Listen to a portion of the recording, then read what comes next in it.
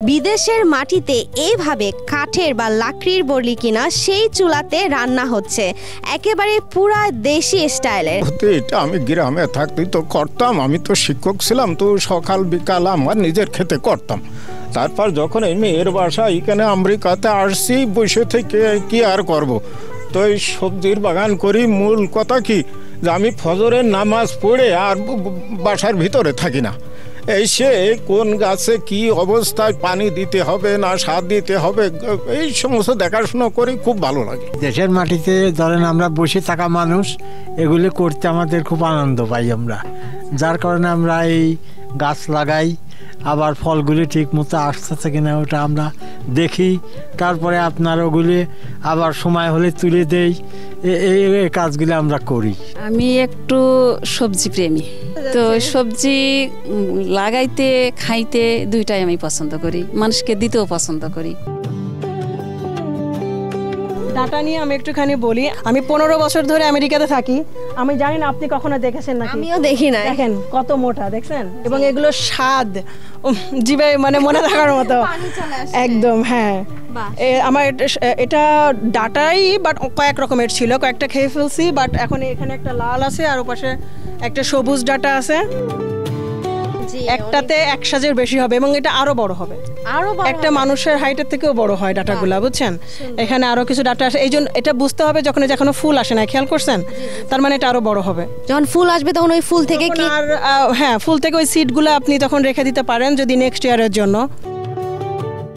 আমি আপনাকে ছোলা দেখাই।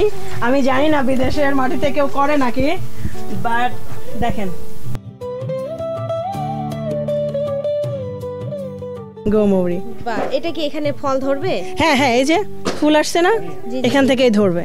আবার সাথে আরেকটা জিনিস, এটার যে গোড়াটা হয় সেটা ভর্তা খেতে মজা। রিয়েলি? হ্যাঁ, আম্মু মানে আম্মুর কোন ফ্রেন্ডের বাসায় খাইছে, পরে আমাকে একটা, যেমন আমি সবগুলো রাখি না, আরও হয়েছিল, তো আম্মু ওই যে ভর্তা করে মানে দিছে, আসলেই ভালো লাগে, অনেক মজা লাগে খেতে। চাল ধোয়া, ডাল ধোয়া, সবজি ধোয়া পানি, সেগুলো সবই আমি আমার গাছে দিই, আমার এক্সট্রা পানি তেমন দেওয়া লাগে না। সো ওই পানিগুলো থেকে এক্সট্রা সারও, তার মানে প্রোটিন বা সার গাছের চলে আসতেছে। এক্স্যাক্টলি, সেগুলো চলে আসতেছে। ইভেন আর এত সবজি দেখছেন, আমার কি পরিমাণে পানির বিল আসার কথা, বাট আলহামদুলিল্লাহ আমার অত পানির বিল আসে না, বিকজ আমি ওই পানিটা এখানে ইউজ করি। আচ্ছা, সো নর্মালি কবেলা আপনাকে পানি দিতে হয়? ইটস ডিপেন্ড, দুবেলাই দিই, বাট ইটস ডিপেন্ড, বৃষ্টি বা সব কিছু মিলে সকালে আর হচ্ছে যে বিকালে দিলেই হয়। বাট সব গাছে সকাল বিকাল না, কিছু গাছে আপনার প্রতিদিন না দিলেও চলে। কিছু এটা বুঝতে হবে আপু, গাছের সিচুয়েশনের উপরে, মাটির উপরে, সব কিছুর উপরে বেসিক, কারণ বেশি পানি দিলেও আবার গাছ নষ্ট হয়ে যায়। সো এই যে ছোট ছোট ইনফরমেশন যেগুলো আপনি দিলেন, এবং যারা কিনা বাংলাদেশি আমার দর্শক রয়েছেন, প্রবাসী বাঙালি স্পেশালি, এটা আমি শেয়ার করতে চাই। আমার কিছু অভিজ্ঞ ব্যক্তি আছে, আমার বাবা মামা, শ্বশুর শাশুড়ি, সো তারা আমাকে কিছু জিনিস বলছে বা তারা নিজেরাও এগুলো করে।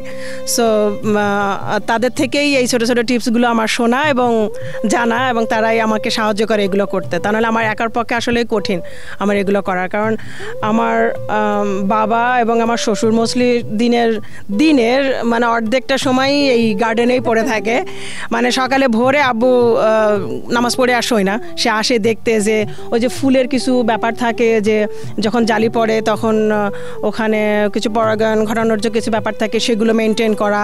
আবার যখন জালি পড়ে, লাউটা খুবই সেন্সিটিভ, তো লাউয়ের হয় কি যে যখন জালি পড়ে তখন এই যে মশা বা এই ধরনের ছোটো ছোটো ইনসেক্টগুলো ওরা আপনার ইনজেক্ট করার মতো করে, সো লাউটা জালিটা নষ্ট হয়ে যায়। সো আব্বুর ওটার আবার স্প্রে আছে, আব্বু ওগুলো তখন স্প্রে করে দিলে আর ওগুলো হয় না, সেভ হয়ে যায় জালিগুলা। প্রবাসে যারা থাকেন, বিশেষ করে যারা সিনিয়র পারসন, তাদের কিন্তু খুব একটা বোরিং লাগে, কারণ এখানে বাংলাদেশের মতো সেই আড্ডা নেই, সেই মাঠে যে ঘোরাফেরা করা, বাজারে যে আড্ডা দেওয়া, সেটা নাই। সেক্ষেত্রে কিন্তু এটা একটা ভীষণ ভালো ব্যবস্থা যে এই সময়টাতে তারা ব্যস্ত থাকছে এবং মন খুলে আরাম করে কাজ করতে পারছে। হ্যাঁ, না, এটা ঠিক বলছেন। হ্যাঁ, এটা করে আব্বা আমার যে মুরব্বী 4 জন আছেন, তারা এটা করে অনেকটা সময় তারা এখানে ব্যয় করে। সাথে আমি আরেকটু বলবো, আমি ওখানে আপনারা দেখছেন একটু ঘাস, রাইট? এরকম না, মানে আপনারা পার্কে গেলে যেরকম সুন্দর গ্রিন ঘাস দেখতে পান, আমার পুরোটা ঠিক ওরকম ছিল। সো এটা আমি এরকম বলতে চাই যে আমার আম্মু মোস্টলি লাস্ট ইয়ার এবং তার আগের ইয়ারে অল্প অল্প করে করে আম্মু নিজে এগুলো কোপায়ে কোপায়ে সেই ঘাসগুলো সব আলাদা করছেন। আর এই ইয়ারে আমরা কিছু মানে হেল্প করছি, কিন্তু লাস্ট 2 ইয়ারে আমি ওইভাবে পারি নাই। তখন আমার শ্বশুর নতুন আসেন, তখন আব্বুও ছিল না, আমার শ্বশুরও ছিল না, আমার শাশুড়িও আসা যাওয়ার মধ্যে ছিল। মোস্টলি আম্মু এটা করছেন, আর আমার তখন দেখছেন আমার ছোটো ছোটো 2 বেবি, সো আমি ওইগুলো নিয়ে একটু ব্যস্ত থাকিছি।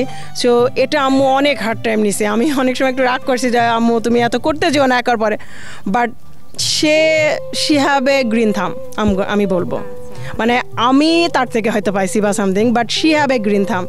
মানে কোথা থেকে এখানে তার কিছু ফ্রেন্ড আছে, তাদের থেকেও কিছু সময় কিছু চারা নিয়ে আসে। যদি শোনে কারুর থাকে না কিছু গুড, সব চারাই ভালো ফলন দেয় না।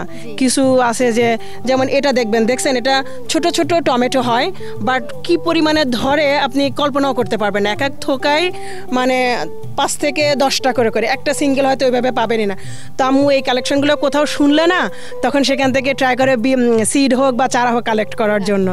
দর্শক, আমরা চলে যাচ্ছি একটু আঙ্কেলদের কাছ থেকেও জানতে কেমন লাগছে প্রবাসে এসে এই সবজি বাগান করতে। দেশের মাটিতে ধরেন আমরা বসে থাকা মানুষ, এগুলি করতে আমাদের খুব আনন্দ পাই আমরা, যার কারণে আমরা এই গাছ লাগাই। আবার ফলগুলি ঠিক মতো আসতেছে কিনা ওটা আমরা দেখি, তারপরে আপনার ওগুলি আবার সময় হলে তুলে দেই। এই কাজগুলি আমরা করি। বাহ, সুন্দর। বাংলাদেশে যখন ছিলেন তখনও করা হতো? তখনও করতাম এগুলি, এইসব কাজ আমরা বাংলাদেশে করতাম। এটা আমি গ্রামে থাকতেই তো করতাম। আমি তো শিক্ষক ছিলাম, তো সকাল বিকাল আমার নিজের খেতে করতাম। তারপর যখন এই মেয়ের বাসা এখানে আমেরিকাতে আসছি, বসে থেকে কি আর করব। তো এই সবজির বাগান করি। মূল কথা কি যে আমি ফজরের নামাজ পড়ে আর বাসার ভিতরে থাকি না। এসে কোন গাছে কি অবস্থায় পানি দিতে হবে না সার দিতে হবে এই সমস্ত দেখাশোনা করি, খুব ভালো লাগে।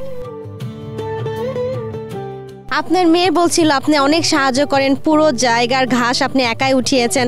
সো কেমন লাগে এই বিদেশের মাটিতে যখন এই ধরনের কাজ করেন?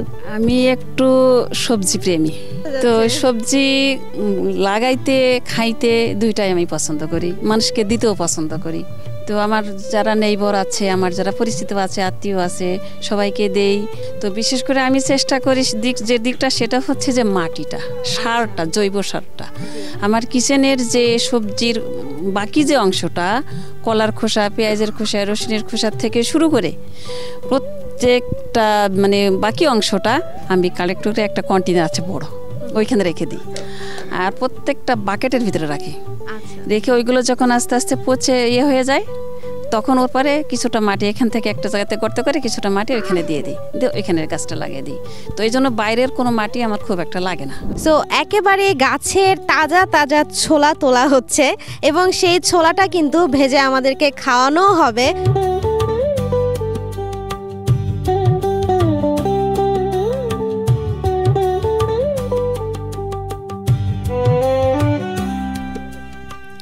দর্শক, ছোলা পোড়ানো শেষ, এবার হচ্ছে খাওয়ার পালা। খেয়ে দেখি কেমন লাগে। একদম পোড়ানোর পরেও ভেতরে এত নরম, এত সফট, খুবই সুন্দর, ভীষণ ভালো লাগছে। সো চলুন চলে যাই চুলাতে এখানে কিভাবে বাংলাদেশের মতো রান্না করেন ওনারা দেখতে।